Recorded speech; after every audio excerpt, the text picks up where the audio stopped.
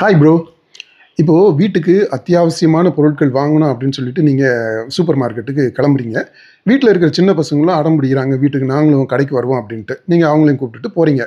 இப்போ நம்ம கடைக்குள்ளே போனோடனே அந்த சின்ன பசங்க அவங்களுக்கு பிடிச்சது, அவங்களுக்கு அட்ராக்டிவாக படுறது, அல்ல அவங்க விளம்பரங்களில் பார்த்து ஏங்குனது, அந்த பொருட்கள் எல்லாத்தையுமே எடுத்து இந்த தள்ளு வண்டியில் போட்டுருவாங்க. நீங்கள் என்ன பண்ணுவீங்க? குழந்தைங்க கேட்டாங்க அப்படின்னு சொல்லிட்டு கொண்டு போன காசு பூராத்தையுமே இதில் செலவு பண்ணிட்டு வந்துட மாட்டீங்க.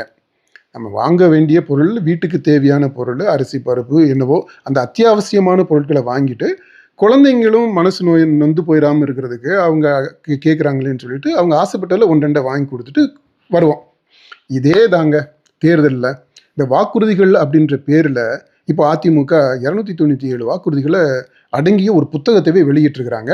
போன தேர்தலில் நம்ம பார்த்தோம், இந்த திமுக எக்கச்சக்கமான வாக்குறுதிகளை கொடுத்துட்டு மாட்டிக்கிட்டு முழிச்சுக்கிட்டு இருக்கிறாங்க இல்லையா, அந்த இது தாவிக்கால இப்போ அந்த மகளிர் தினத்தப்போ இந்த மாதிரி நாங்கள் ஆட்டோவில் பட்டன் வைப்போம், பெண்களுக்கு பாதுகாப்புக்கு அதை செய்வோம் இதை செய்வோம்லாம் சொன்னதை நம்ம பார்த்தோம்.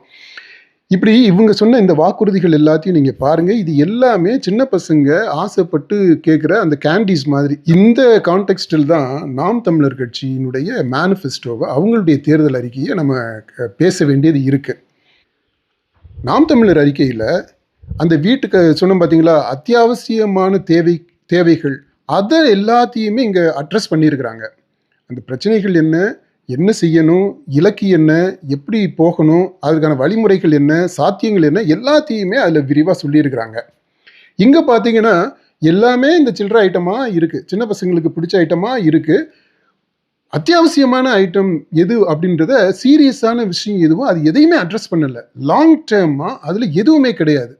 இப்படி ரெண்டு எக்ஸ்ட்ரீமாக இருக்குது. நாம் தமிழர் இதில் அடிப்படையான விஷயங்கள், அத்தியாவசியமான காரியங்கள் எல்லாத்தையுமே அட்ரஸ் பண்ணியிருக்கிறாங்க. ஆனால் என்னென்னா, இந்த சின்ன பசங்களுக்கு நம்ம அவங்க மனசு நொந்துடக்கூடாதுன்ட்டு அவங்க ஆசைப்பட்டது 1, 2 ஐட்டங்களை நம்ம வாங்கி கொடுக்குறோம் பார்த்தீங்களா, அதை செய்ய மாட்டேன்றாங்க.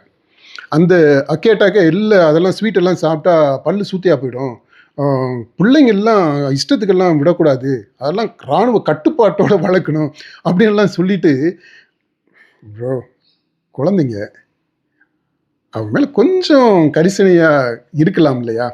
அவங்க ஆசைப்பட்டது எல்லாத்தையும் கொடுக்க தேவையில்லை, 1, 2 வாங்கி கொடுக்கலாம்.